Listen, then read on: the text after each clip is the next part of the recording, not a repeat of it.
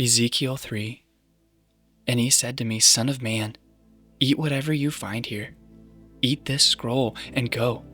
Speak to the house of Israel. So I opened my mouth, and he gave me this scroll to eat. And he said to me, Son of man, feed your belly with this scroll that I give you, and fill your stomach with it. Then I ate it, and it was in my mouth as sweet as honey.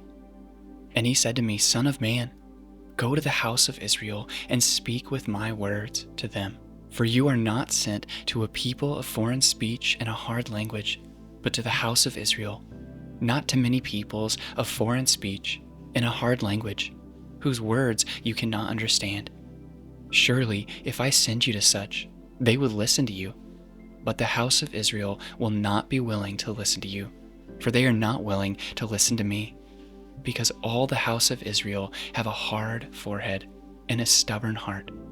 Behold, I have made your face as hard as their faces, and your forehead as hard as their foreheads.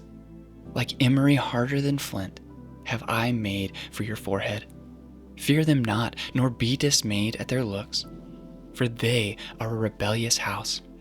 Moreover, he said to me, Son of man, all my words that I shall speak to you receive in your heart, and hear with your ears. And go to the exiles, to your people, and speak to them, and say to them, Thus says the Lord God, whether they hear or refuse to hear. Then the Spirit lifted me up, and I heard behind me the voice of a great earthquake. Blessed be the glory of the Lord from its place. It was the sound of the wings of the living creatures as they touched one another, and the sound of the wheels beside them, and the sound of a great earthquake. The Spirit lifted me up and took me away, and I went in bitterness in the heat of my spirit, the hand of the Lord being strong upon me. And I came to the exiles at Tel Abib, who were dwelling by the Chebar Canal. And I sat where they were dwelling, and I sat there overwhelmed among them 7 days. And at the end of 7 days, the word of the Lord came to me. Son of man, I have made you a watchman for the house of Israel. Whenever you hear a word from my mouth, you shall give them warning from me.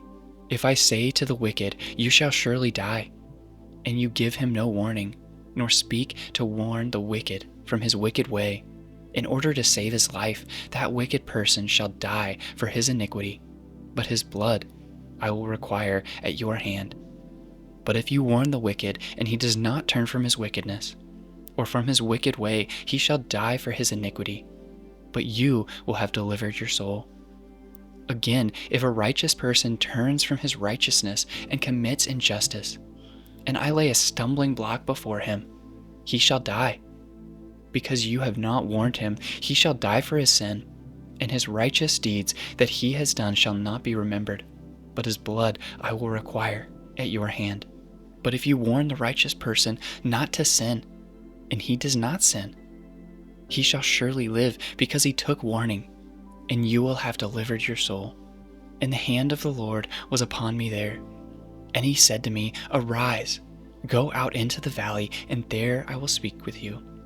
So I arose and went out into the valley, and behold, the glory of the Lord stood there, like the glory that I had seen by the Chebar Canal. And I fell on my face.